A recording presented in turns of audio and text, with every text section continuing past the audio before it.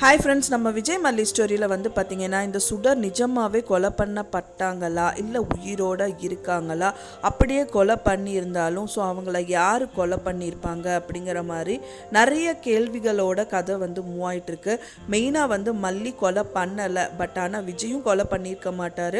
அந்த பழி தான் வந்துட்டு பார்த்திங்கன்னா விஜய் ஏற்றிருக்காரே தவிர எனக்கு தெரிஞ்சு வந்து விஜய் கண்டிப்பாக கொலை பண்ணுற ஆள் எல்லாம் கிடையாது. ஏன்னா வெண்பா குட்டினா அவங்களுக்கு உயிர், அதை விட மல்லியும் அவங்களுக்கு ரொம்ப பிடிக்கும்.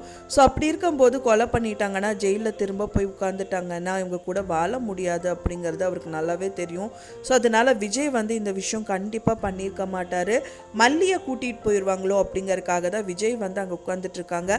மெயினாக இந்த கதிரேஷன் தான் கொலை பண்ணியிருப்பாங்க அப்படிங்கிற மாதிரியெல்லாம் நிறைய விஷயங்கள் வந்து போயிட்டுருக்கு. கொலை பண்ணியிருக்காங்க அப்படிங்கிறத விட குத்தி இருக்கலாம், ஆனால் வந்து அவங்க செத்துருக்க மாட்டாங்க அப்படிங்கிற மாதிரி தான் நிறைய விஷயங்கள் தோணுது.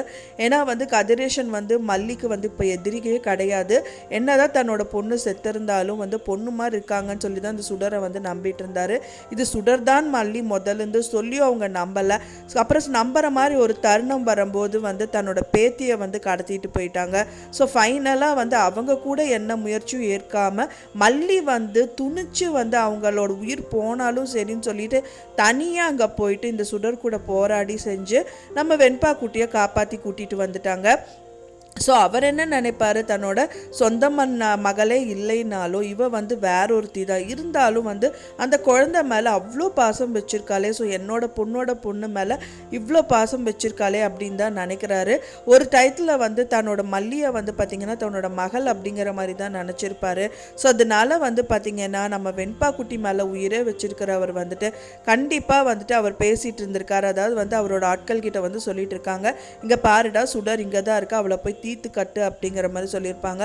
ஸோ அதனால் அவங்களும் போயிருப்பாங்க. இப்போ ரகுவோட ஆட்களும் வந்திருப்பாங்க. மல்லியும் வந்து வெண்பா குட்டியை கூட்டிகிட்டு வர வந்திருக்காங்க. ஸோ அந்த டயத்தில் வந்து ஃபஸ்ட்டு மல்லி தான் என்ட்ரி கொடுக்குறாங்க. சுடர்கிட்ட வந்து பிடிச்சி தள்ளி விட்டுட்டு வெண்பா குட்டியை வந்து கூட்டிகிட்டு வந்துடுறாங்க. ஸோ அந்த டயத்தில் வந்து பார்த்திங்கன்னா இன்னொரு என்ட்ரி வந்து கொடுத்துருப்பாங்க. யாருன்னு பார்த்தீங்கன்னா இந்த கதிரேஷனோட ஆள் அப்படின்னு சொல்லலாம்.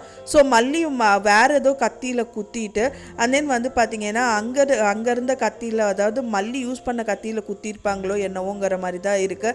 ஏன்னா டக்குன்னு அவங்கள வந்து அட்டாக் பண்ணுறதுக்கு வந்து பார்த்திங்கன்னா அங்கே ஒரு கத்தி இருக்குது. சரி நம்ம குத்தி கொலை பண்ணிடலான்னு சொல்லி குத்திட்டு அங்கேயே விட்டுட்டு வந்திருக்கலாம். ஸோ அவங்களுக்கு தெரியாது இது மல்லி யூஸ் பண்ண கத்தி அப்படின்னு சொல்லிட்டு. அதுவும் இன்னொரு ரகு ஆட்கள் வந்து இந்த மாதிரி மல்லி மேலே வந்துட்டு இந்த கொல்ற பழி வந்து போடுறாங்க அப்படிங்கிறது அவங்களுக்கு சுத்தமாகவே தெரியாமல் இருந்திருக்கலாம். ஸோ அதனால் குத்திட்டு போனதுக்கப்புறம் வந்து இந்த சுடர் அங்கேருந்து தப்பிச்சு போகிறதுக்கு நிறையவே பாசிபிலிட்டி இருக்குது.